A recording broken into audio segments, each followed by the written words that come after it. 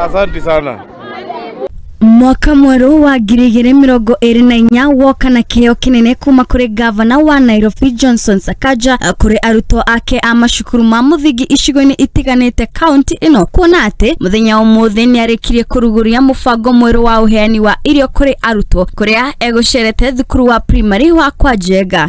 We have rolled out the second phase of the feeding program where now we have 180,000 children targeted to eat. Many are still streaming into the schools. The schools are not all at 100%, but we've seen an uptick. There are very many new registrations in our schools. The program will eventually get to 250,000 children. Last time it was 80,000. We finished 10 kitchens and now it is 180,000, 184. And so we are building another 7 kitchens across Nairobi in the constituencies that didn't have. Munene uyu wa county augete ati mubango uyu wake uria wari manifesto-ini yake akihuranira gituro kia ugavana ukuhura jekwi aruto matanyihire 180 na kuongererwo kwa mariko makiria ma mugwanja niguo kuguna ciana ici. Building another 7 kitchens across Nairobi in the constituencies that didn't have, which is Langata, Kamkunji, Embakasi East,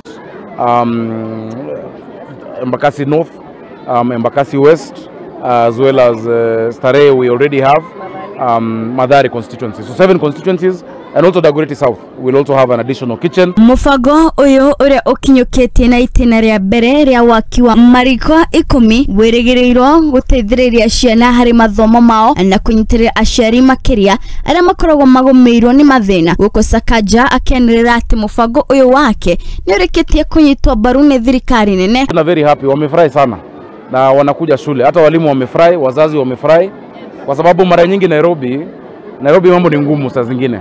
Unapata nyumbani hakuna chakula, watoto wanakosa kuja shule kwa sababu ya njaa, wakiambiwa ende wale hawarudi shule. But now we will make sure our children get this healthy meal each and every day.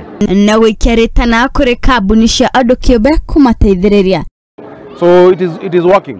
We are bringing regulations to the county assembly, na nimefurahi niko na viongozi wa county assembly hapa ambapo tuta create a governance structure, tuwe na board ya Nairobi school feeding, tuwe na secretariat mzuri, ili pia Wakenya wa kawaida na watu wa Nairobi wa kawaida ambao wangependa kusupport watoto wanaweza tuma M-Pesa kusupport watoto zaidi, and it will be audited by those who come to contribute to that as a service.